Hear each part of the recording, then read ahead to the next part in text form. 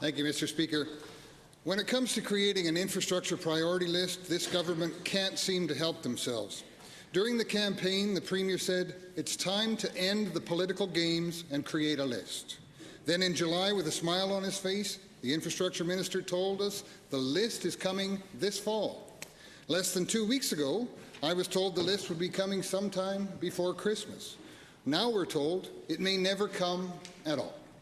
To the Minister, can you show us some backbone and tell your officials to stop backpedaling and deliver the infrastructure priority list?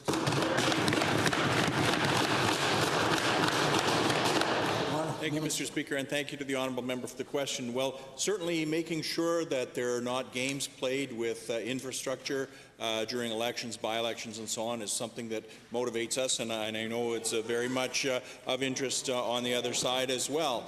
And it's important that we get the infrastructure list right. We need to make sure that criteria that are utilized are transparent and available to the public, and that we need to avoid as well, I think, setting up competitions between different municipalities over infrastructure. So those are considerations. First supplemental.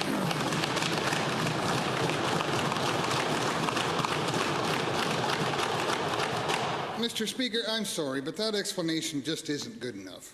Just this fall, the Infrastructure Minister himself called for an objective criteria to be used to establish an infrastructure priority list that should be made public. Now that the NDP are in power, they seem to be enjoying the comforts and influence a bit too much. Why won't the Minister commit to a list that will only serve to bring Albertans more openness and transparency to their government? I'm not sure if "I'm sorry" fits into the preamble or not. But, Honourable Minister.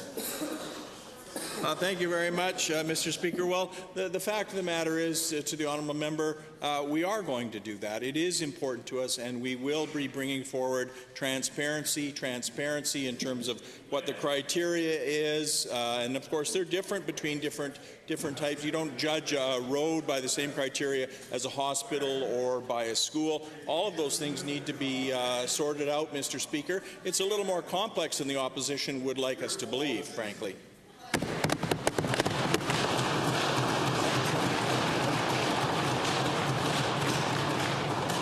Mr. Speaker, without an infrastructure priority list, municipalities in Alberta are going to have to make their own tough decisions about funding key infrastructure projects in their communities.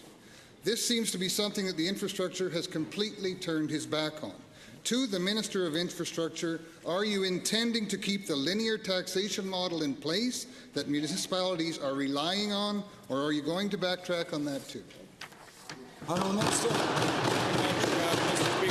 Well, I'm happy to talk about infrastructure. I'm happy to talk about our plans to move forward, the additional commitments that we've made. I spoke to the AMDC this morning, and I was very well received in terms of the reintroduction of the STIP program in particular. So there's lots of goodwill and out there. But in terms of the linear assessment, Mr. Speaker, he simply asked the wrong minister.